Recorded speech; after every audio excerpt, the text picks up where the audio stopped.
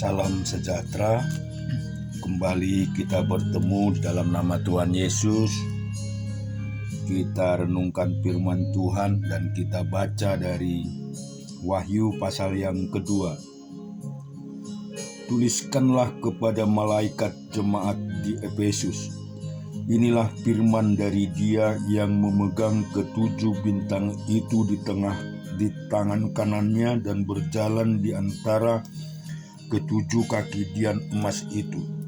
Aku tahu segala pekerjaanmu, baik jeripayahmu maupun ketekunanmu. Aku tahu bahwa engkau tidak dapat sabar terhadap orang-orang jahat, bahwa engkau telah mencobai mereka yang menyebut dirinya rasul, tetapi yang sebenarnya tidak demikian, bahwa engkau telah mendapati mereka pendusta.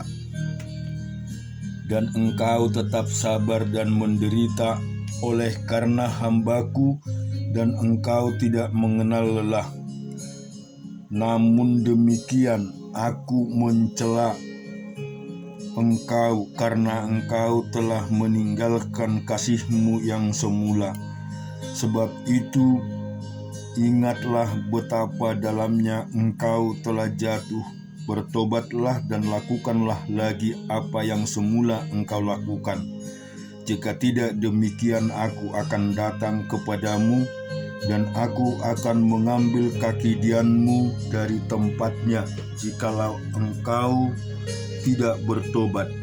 Tetapi ini yang ada padamu, yaitu engkau membenci segala perbuatan pengikut-pengikut Nikolaus, yang juga kubenci. Siapa bertelinga, hendaklah ia mendengarkan apa yang dikatakan Roh kepada jemaat-jemaat. Barang siapa menang, dia akan kuberikan makan dari pohon kehidupan yang ada di Taman Firdaus itu. Dan tuliskanlah kepada malaikat jemaat di Smyrna, inilah firman dari yang awal dan yang akhir, yang telah mati dan hidup kembali.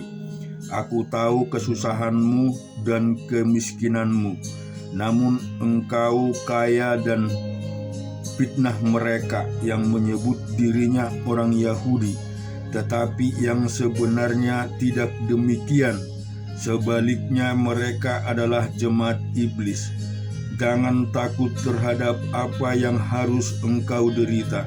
Sesungguhnya iblis akan melemparkan beberapa orang dari antaramu ke dalam penjara, supaya kamu dicobai dan kamu akan beroleh kesusahan selama 10 hari.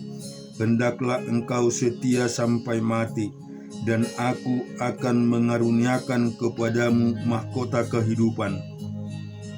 Siapa bertelinga, hendaklah ia mendengarkan apa yang dikatakan Roh kepada jemaat-jemaat. Barang siapa menang, ia tidak akan menderita apa-apa dan kematian yang kedua.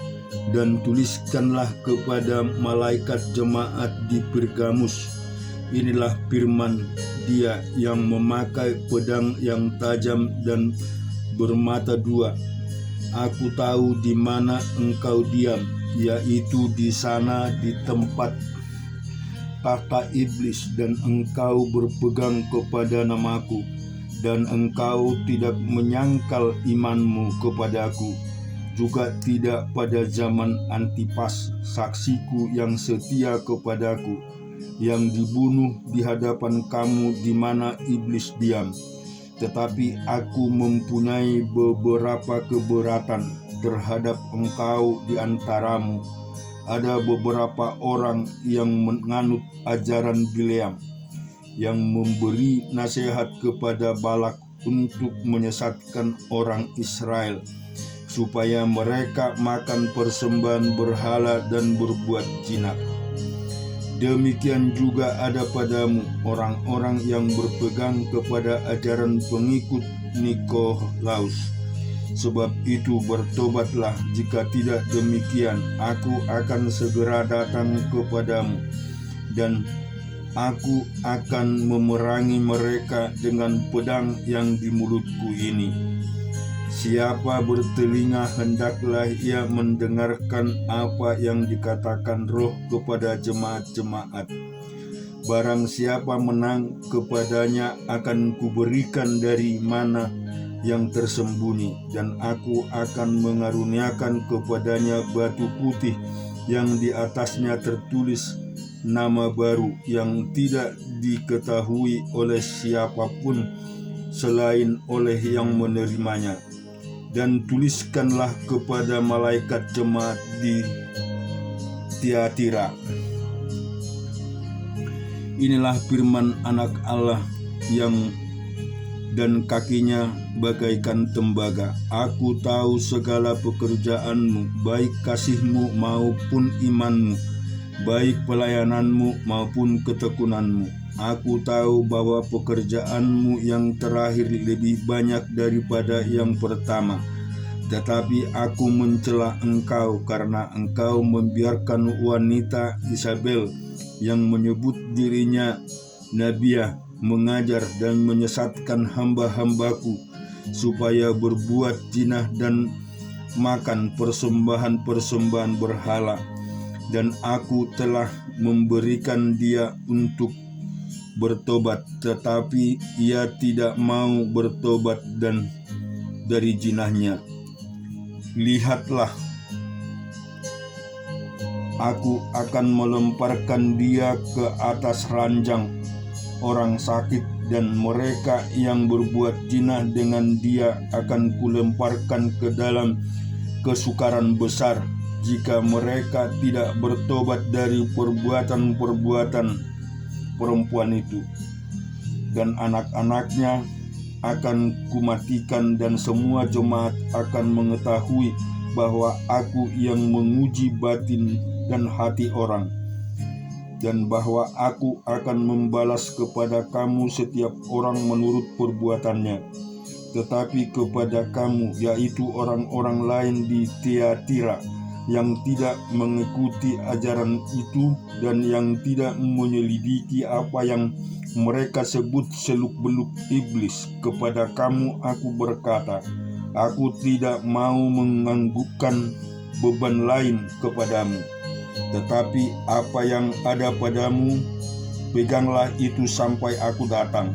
Dan barang siapa menang dan melakukan pekerjaanku sampai kesudahannya, kepadanya akan kukaruniakan kuasa atas bangsa-bangsa, dan ia akan memerintah mereka dengan tongkat besi.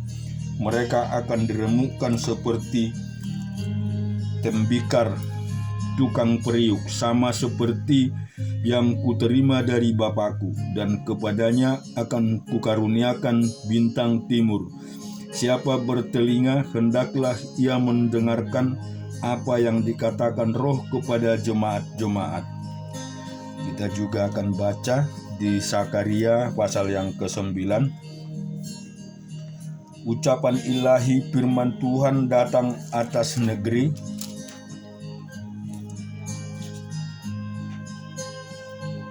Hadrak dan berhenti di Damsyik, sebab kepunyaan Tuhanlah kota-kota Aram serta segala suku Israel, juga Hamat yang berbatas kepadanya pula Tirus dan Sidon. Sekalipun mereka sangat bijaksana, Tirus mendirikan tembok benteng bagi dirinya dia dan menimbulkan perak seperti debu dan emas seperti lumpur di jalan.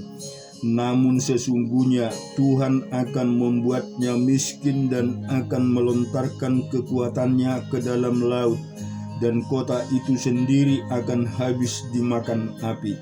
Askelon akan kelihatannya, lalu takut juga gajah, lalu gemetar sangat. Ekron pun sebab harapannya sudah kandas. Dari Gaza raja akan binasa, dan Askelon tidak akan didiami lagi. Di Asdod akan diam keturunan campuran, dan kebanggaan orang Palestina akan kulenyapkan. Aku akan melenyapkan darah dari mulutnya dan kejijikan dari antara giginya, dan yang tinggal dari mereka pun akan menjadi kepunyaan Allah kita. Mereka akan dianggap seperti suatu kaum di Yehuda, dan orang Ekron seperti orang Yebus. Aku berkemah dekat rumahku sebagai pengawal terhadap mereka yang lalu lalang. Tidak akan ada lagi penindas mendatanginya, sebab sekurang aku sendiri telah mengindahkannya. Bersorak-soraklah dengannya nyaring, hai putri Sion, bersorak-soraklah hai putri Yerusalem. Lihat, rajamu datang kepadamu, ini adil dan jaya, di lembah ia lemah lembut dan mengendarai seekor keledai beban yang muda. Ia akan melenyapkan kereta-kereta dari Efraim dan kuda-kuda dari Yerusalem.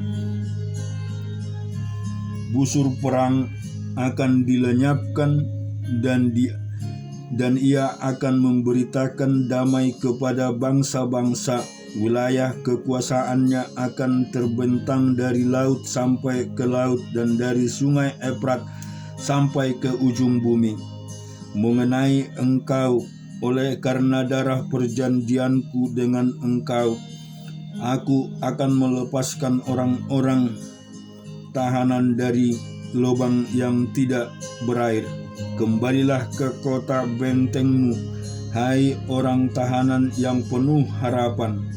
Pada hari ini juga aku memberitahukan, aku akan memberi ganti kepadamu 2 kali lipat, sebab aku melentur Yehuda bagiku, busurku isi dengan Efraim, dan aku mengayunkan anak-anakmu dari Sion terhadap anak-anakmu, hai Yunani, dan aku akan memakai engkau seperti pedang seorang pahlawan.